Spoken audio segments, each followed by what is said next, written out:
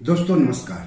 दोस्तों personal loan से जीवन काफी आसान हो गया है और पर्सनल लोन मिल भी जाता है आसानी से।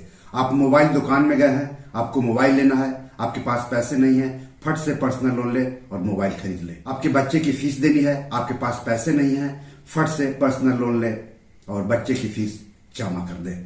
पर्सनल लोन जब हम लेते हैं तो मूलधन के साथ साथ ब्याज भी चुकाना पड़ता है। तो जिन लोगों ने मई 2022 में पर्सनल लोन लिया था, फ्लोटिंग रेट पर लोन लिया था, उन पर ईएमआई की बोझ लगातार बढ़ती जा रही है, क्योंकि मई 2022 के बाद से ब्याज दरों में लगातार इजाफा हुआ है।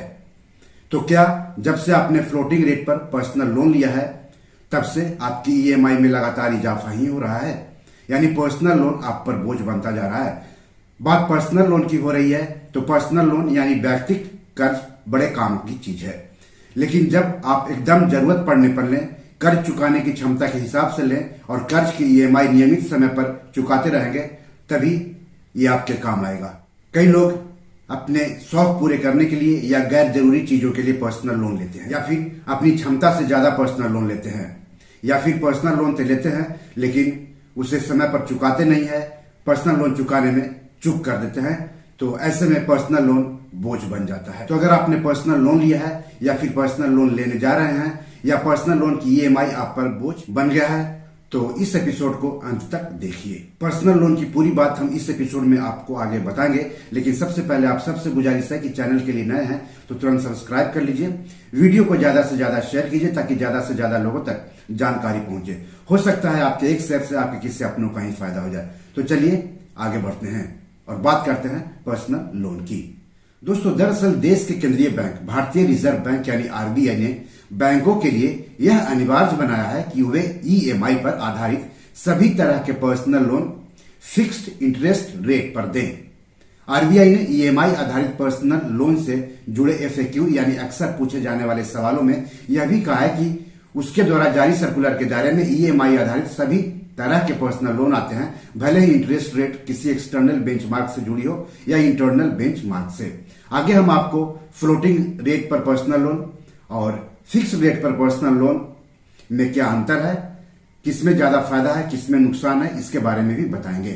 तो एफएक्यूज में कहा गया है कि लोन मंजूर करते समय सालाना ब्याज दर या एनुअल परसेंटेज रेट में से जो भी अप्लाई हो रहा है उसके बारे में की फैक्ट स्टेटमेंट यानी केएफएस और लोन एग्रीमेंट में पूरी जानकारी दी जानी चाहिए। जब भी आप कहीं पर लोन लेने जाते हैं तो लोन एग्रीमेंट करना होता है और लोन देने वाले जो बैंक होते हैं या कंपनी होती है वो की फैक्ट स्टेटमेंट जारी करते हैं, जिसमें डिटेल्स से उसमें लिखा रहता है कि आप कितना लोन ले रहे हैं, आपको कितना लोन चुकाना है, कितना ब्याज है, अगर लोन नहीं चुकाएंगे तो कितना जुर्माना देना पड़ेगा, कब तक लोन चुकाना है, इन सब बातों के बारे में जानकारी दी जाती है। तो कभी भी पर्सनल लोन ले तो की फैक्ट स्टेटमेंट जरूर चेक कर ले। एफएक्यू में आगे यह भी कहा गया है कि कर्ज की अवधि के दौरान ईएमआई में या कर्ज चुकाने की अवधि में अगर कोई बढ़ोतरी एक्सटर्नल बेंचमार्क रेट के आधार पर की जाती है तो इसकी जानकारी कर्ज लेने वालों को दी जानी चाहिए। कई बार क्या होता है कि बैंक ब्याज दर बढ़ा देते हैं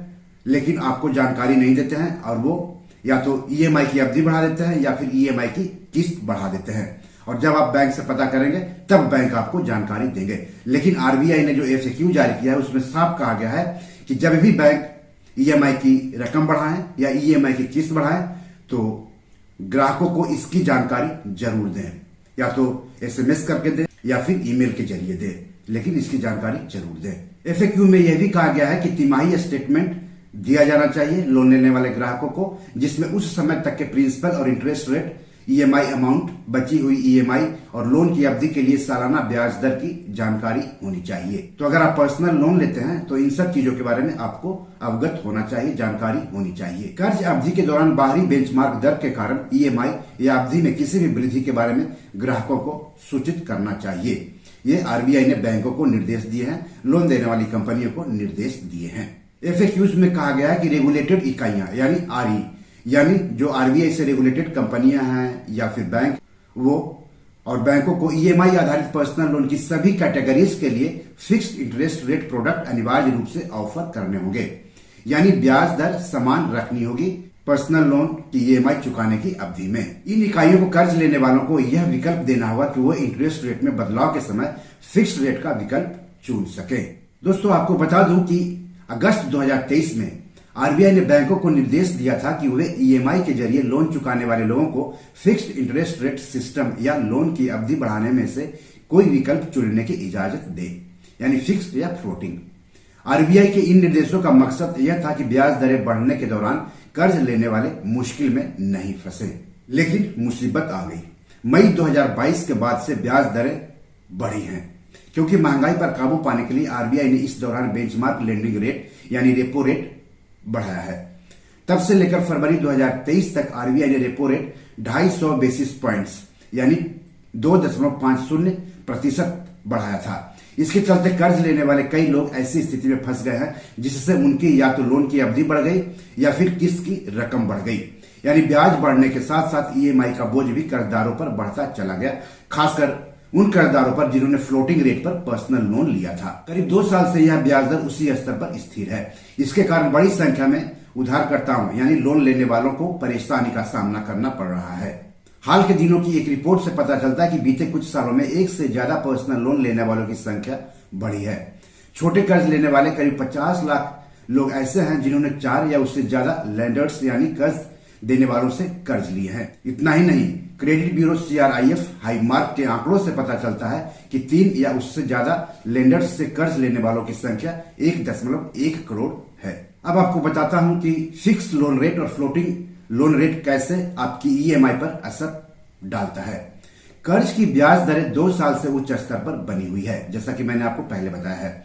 अगर आपने फ्लोटिंग दर पर लोन लिया है तो आपका कर्ज आगे सस्ता हो सकता है। जैसे जैसे ब्याज दरों में कटौती होगी वैसे वैसे आपके लोन की किस्त में भी इसका बदलाव होगा, यानी जिस अनुपात में आरबीआई दरें घटाएगा उसी के आसपास बैंक भी दरों में कटौती करेंगे। तो ऐसी उम्मीद की जा रही है कि आगे आरबीआई ब्याज दरों में कटौती कर सकता है। तो जिन लोगों ने फ्लोटिंग रेट पर लोन लिया हुआ है उनको कुछ फायदा मिलने की उम्मीद जताई जा रही है। अगर फिक्स दर पर आपने कर्ज लिया है तो रेपो दर या बैंकों की ओर से दरों के घटाने से आपके कर्ज पर कोई असर नहीं होता है।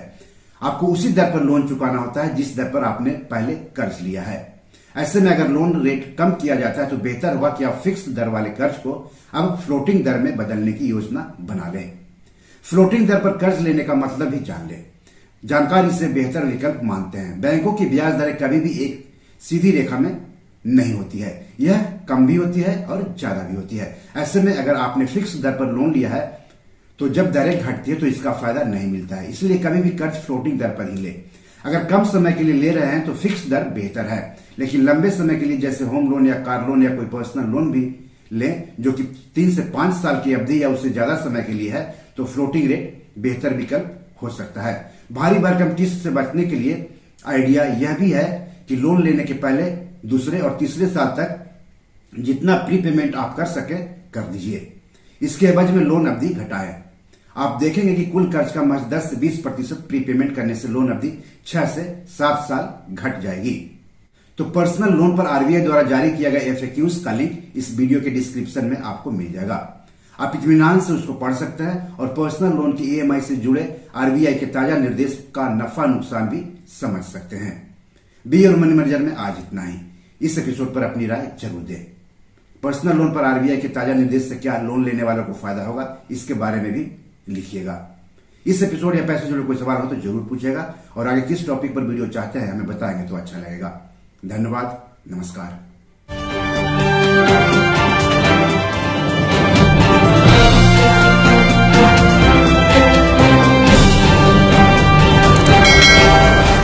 दोस्तों, ये मेरी 7 किताब है जो कि amazon.com पर पब्लिश है। आप इसे डाउनलोड करके पढ़ सकते हैं। इन किताबों के लिंक्स इस वीडियो के डिस्क्रिप्शन में दिए हुए हैं।